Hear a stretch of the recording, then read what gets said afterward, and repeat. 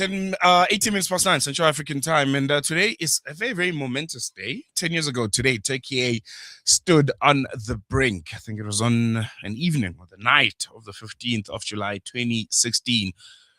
Rogue elements within the Turkish military attempted to overthrow President Recep Tayyip Erdogan's government. The fighter jets that bombed parliament.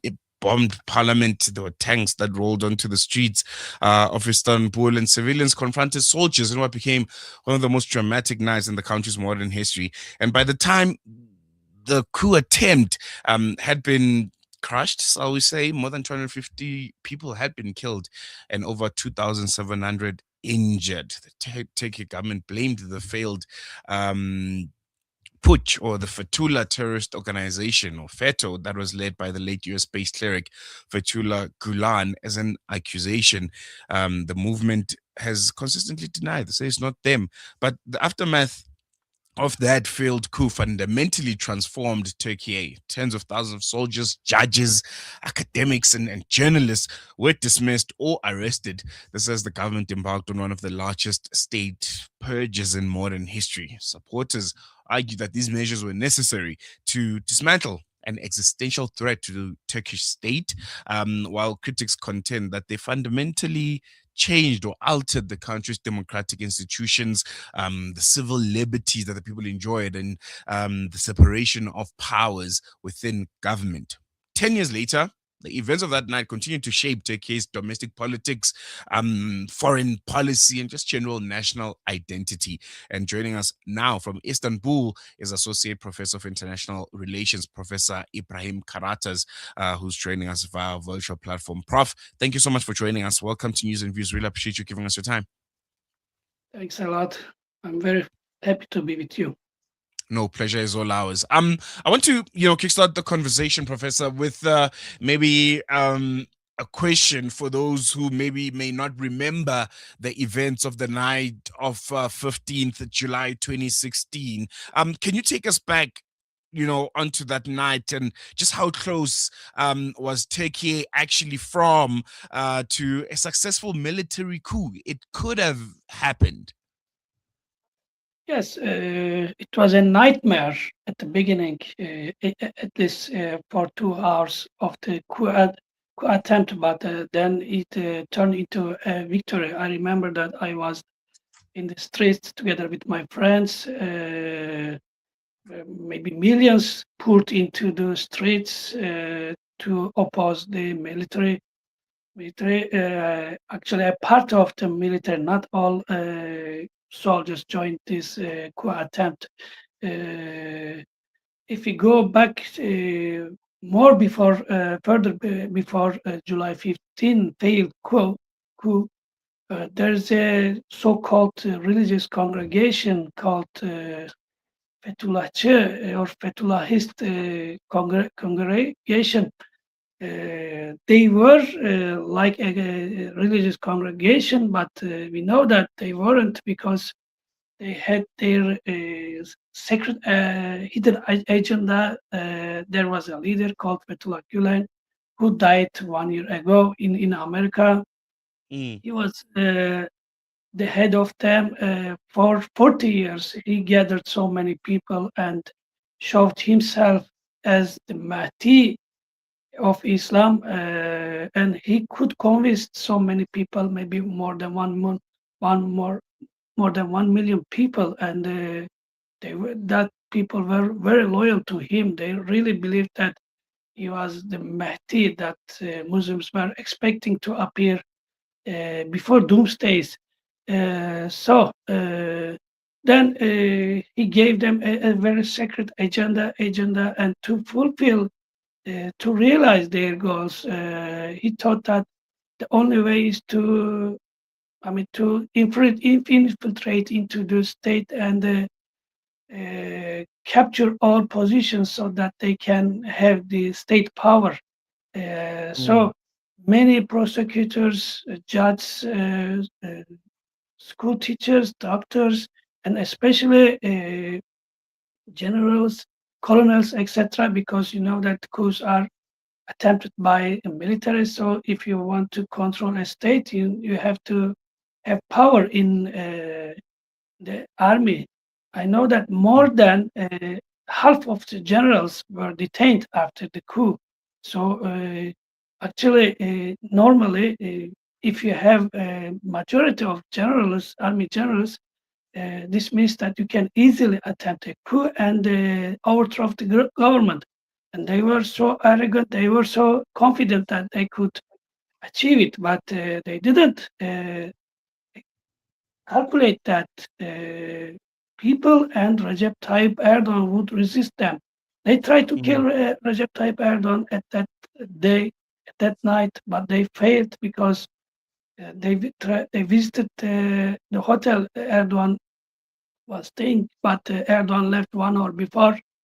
And as soon as Erdogan could contact a TV and told people to take streets and to oppose the putschists, people took streets. Even before Erdogan spoke, some people, as soon as they learned that it is not an ordinary military coup, but a FETÖ, we call it, but mm, a FETÖ coup, and they took streets. I know that many people uh, went to airports. They stopped tanks, and some of them were crushed by tanks. Some of them were killed by soldiers, but they still resisted. At least more than mm, 30 people were killed on a bridge in Istanbul. But they didn't fear from bullets, and in the end, uh, uh, some soldiers surrendered, and the day after, in the morning, almost all of them surrendered, and it finished mm, as a victory for Turkish people. And you touched a bit on, FETÖ, because they are the ones that were essentially, you know, given the responsibility of this failed coup. From your perspective, what kind of evidence or proof is there that it was FETÖ, and also why? Looking at maybe the ideological difference between FETÖ as an organization and that of the Turkish government at the time. Why would they have initiated this coup? It's like asking the fish, how do you explain or how do you depict the water? I mean, it is so apparent that Feto did it, and there's no need to prove it too much because they themselves confessed that they did it. Also, Mm, that the head of the coup, whose name is Adil Öksüz, he's one of assistants of Fethullah Gülen. From the speeches of Fethullah Gülen, from the followers of, statements of their followers, they all say that they did it. Even, some people from my family, they were affiliated with this group, and they say that they did it because why? Because they say that Recep Tayyip Erdogan was ruining their structure. They were a big body consisting of millions of people, and at least they were controlling more than $50 billion. And Recep Tayyip Erdogan, from 2010 onwards, he tried to control them because he saw that they have also connections with abroad. They say, for example, I know that one of top officials of FETÖ said they love Israel very much, and one of followers said that they got some training in Israel, etc. So they had connections with abroad. Besides that, coming back to why they did it or whether they did it or not, if you ask mm, any of them, they will, yeah, apparently in front of cameras, they will say no, they didn't do it. But before it, they were threatening people. They were threatening government that they will overthrow the government, and also they had some signs of that they were coordinated by a certain head. for example, during the coup, they had $1, banknote of $1. They were showing this dollar to each other so that they can know that they are from the same group. Mm, So there is no doubt about that. Even they say that. Even 2 days ago, some of them were on YouTube. FETÖ members were on YouTube, and they confessed again. Everyone knows it.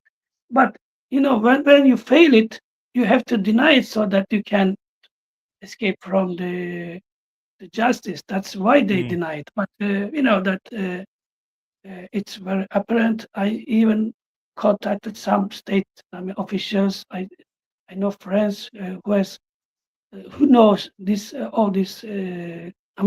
This group very well. Uh, Not 100%. It's 1,000,000% that they did it, but they failed it.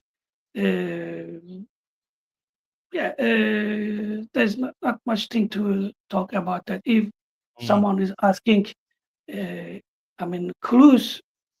Personally, I can, say more than 100 clues, not even one, more than mm, 100. If personally, I can list mm, them. mm, I want to come to the aftermath of this failed coup and the response from the Turkish government. It was quite sweeping. It was unprecedented. You had tens and thousands of public servants, military officers, the judges, and even journalists that were removed from their positions. Some were even exiled.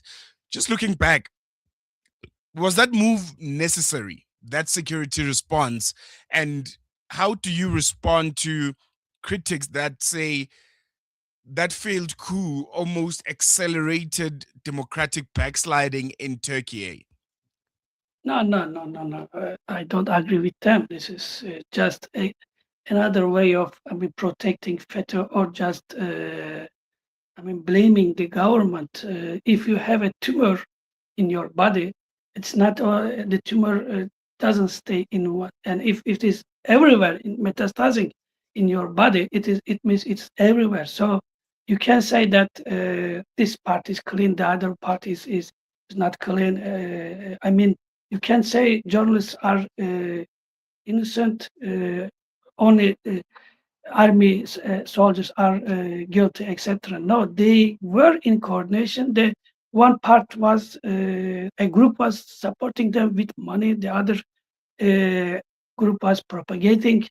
Uh, on the other side, for example, I know that journalists were uh, also getting involved in intelligence service. They were doing something like intelligence. I know that they secretly took videos of other uh, officers of the army, then they released it to the public, and some of them also could overthrow the head of opposition party with a secretly taken video, etc. So they were collaborating. They were, distributing jobs among each other. One was using gun, the other one using its pen, the other one using its camera, etc. The other one was collecting money, and majority of them. The government crushed the ones in the state, in governmental institutions. It did nothing to, civilians, if they are not heavily involved in the coup. For Mm, example, if you are an ordinary doctor in a private hospital, they didn't touch you. But if you are a doctor uh, in a state hospital, yes, they removed you. They had to remove you because they were giving some of their salary to the group so that the group can strengthen itself and it can oppose the government. So they take their salary from the government, then they overthrow the government with that money. So the mm, government, in a way, is growing uh, its own enemy, its own murderers. mm, Some soldiers went to find Recep Tayyip Erdogan to kill him. and their salary was given by Erdogan in a way. I mean, he was the head of the government. So how can a government let the coupsters to continue to work in the state? Because if you Mm, allow mm, them, mm, they will do it again. So mm. Professor, you can say you Professor, are not a can. Yeah. Professor Ibrahim, unfortunately, I have to end this conversation right now. We have Okay. to go for ads, but thank you so much for your insights and for taking us back to that failed coup of 15th July 2016. I think it remains one of the most defining geopolitical events of the past decade. Hope we chat again soon. Really appreciate it. Thanks a lot. There you go, Professor Ibrahim Karataş coming to us live from Turkey. And yeah, very, very interesting conversation. We're going to take a quick break. We'll be back with you after this.